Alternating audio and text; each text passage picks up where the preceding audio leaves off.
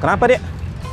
Pak, kenapa rasakan saya nengok patung relief pahlawan ini? Mau tahu tentang sejarah budaya dan sejarah lainnya di Kalimantan Barat? Mau. Boleh kita ke Museum Kalimantan Barat? Ayo, Pak.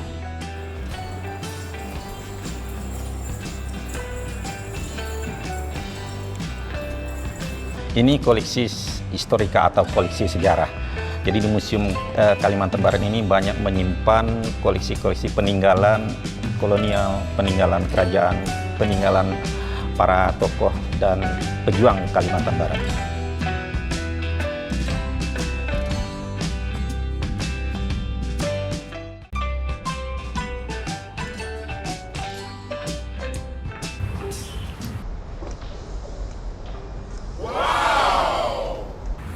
Visiting Pontianak is not perfect without visiting Museum Kalbar.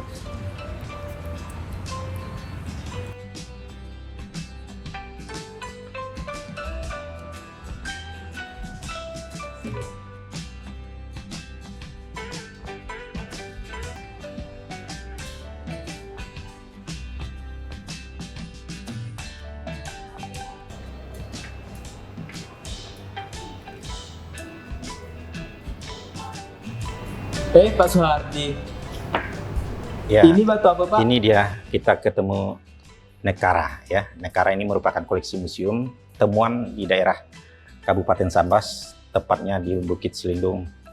Nah, Nekara ini fungsinya untuk upacara manggil hujan. Kak Ulan, di Kalimantan Barat ini kan banyak ya suku-sukunya. Kayak yang kakak pakai hari ini baju apa? Hari ini kebetulan hari Kamis kami menggunakan baju adat memang. Yang saya pakai adalah baju adat Dayak Kanayan. Oh, di Museum Kalbar ada nggak koleksinya ya, Kak? Ada banyak sekali contohnya. Nah, salah satunya ini. Kebetulan kita ada di ruang budaya. Di sini dipamerkan salah satunya adalah pengantin Dayak Taman. Salah satu contoh saja karena suku Dayak di Pontianak atau Kalimantan Barat ini sangat banyak sekali. Jadi kita ambil sampel Dayak Taman yang identik dengan manik-maniknya. Terlihat juga untuk aksesoris kepala ada bulu burung ruai dan burung enggang. Itu menandakan kemegahan dan kecantikan mempelai.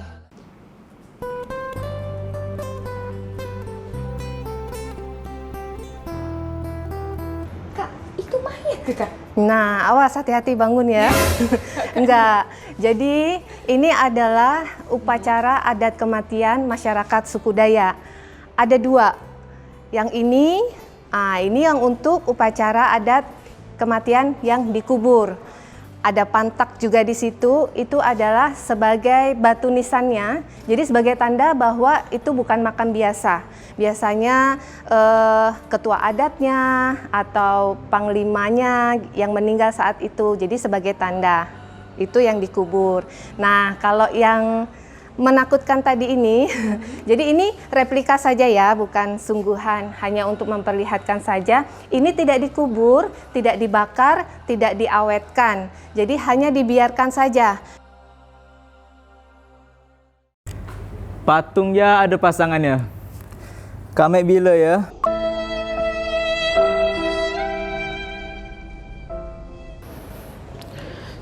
Ngapa, Dek? Tadak, Pak. Kagum ya dengan patung ini nih. Ini nih koleksi apa, Pak ya? Ini pengantin Melayu nih. Kagum dengan apanya? Dengan pengantinnya, Pak. Oh, pengantinnya. Saya kira kagum dengan bajunya. Bajunya sama-sama gitu, baju-baju Melayu nih. Ini pengantin Melayu memang nih. Jadi ciri khas Melayu itu pengantin Melayu bajunya baju kurung. Yang laki-laki baju teluk belanga, yang perempuan baju kurung. Ganteng dan cantik kan? Sama, Pak ya. Ini kalau kita lihat nih juga nih peralatan juga dipakai ini waktu jadi pengantinnya ada air cucur mawar nih. Air cucur mawar nih sebagai ungkapan ucapan selamat ya dari pihak keluarga. Pengantin Melayu ini biasanya bermacam-macam. Jadi kita mulai dari tunangan lah ya. Tunangan itu biasanya memberikan tanda juga ya, tanda tunangan. Jadi namanya antar cikram ya. Kemudian ada juga selanjutnya yang disebut dengan antar pinang, ya, antar barang. Kemudian kalau kita lihat ya waktu acara hari H, hari perayaan itu selalu dibawa itu manggar umpamanya. Ini manggar nih. Ini ciri khas orang Melayu kita.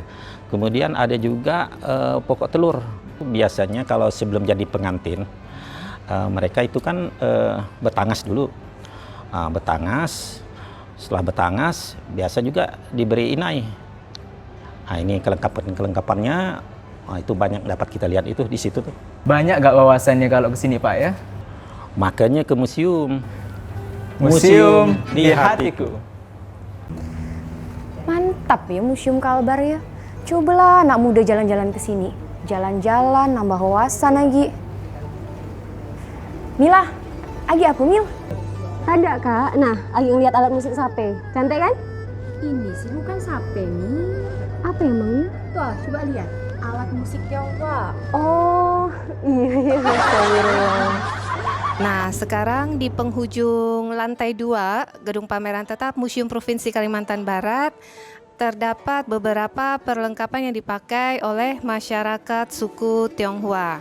Di antaranya di sini terdapat alat musik kecapi dan gramafon. Kita tahu kecapi digunakan untuk mengiringi suara atau nyanyian lagu Tionghoa. Dan gramafon juga digunakan sebagai perekam suara di dalam piringan hitam yang saat ini kita sudah tahu bahwa gramafon ini sudah menjadi barang antik. Umi jalan. Iya, sabar ya. Umi jalan. Iya, kita jalan ke Museum Kalbar ya. Emang di situ ada apa? Nah, di Museum Kalbar tuh banyak, ada taman bermain, ada taman koleksi, ada patung-patung cantik lagi. Mana? Mau, ayo. Ayo, kita pergi ya.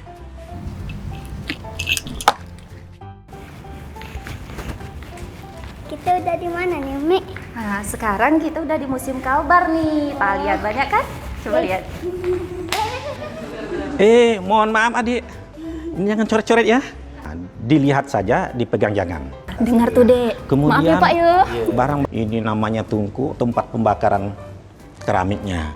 Karena kalau dibakar dalam suhu tertentu ya, sempurnalah jadi keramik ya, keramik lokal Singkawang. Nah, ini bagus sekali, Dek. Ya, oke? Iya. Mila, Agi apa Mil? Ini kak lagi belajar tentang sejarah di Kalbar. Oh, ngapa enggak langsung masuk ke museum aja biar dijelaskan? Soalnya di dalam museum tuh banyak benda-benda bersejarah. Barang bersejarah? Barang mantan gak? Bukan lah, benda-benda bersejarah yang di daerah Kalbar. Jadi Mila bisa belajar langsung dan dijelaskan langsung sama orang di dalam. Oh, bisa kayak gitu ya? Salah satunya yang ini nih. Nah, Mila lagi duduk di Batu Pait. Nah, Batu Pait. Lihat di Batu Pait ini kan ada tulisannya nih. Ini nih tulisan Palawa, huruf Sansekerta. Batu ini nih replika dari batu yang ada di Skadau.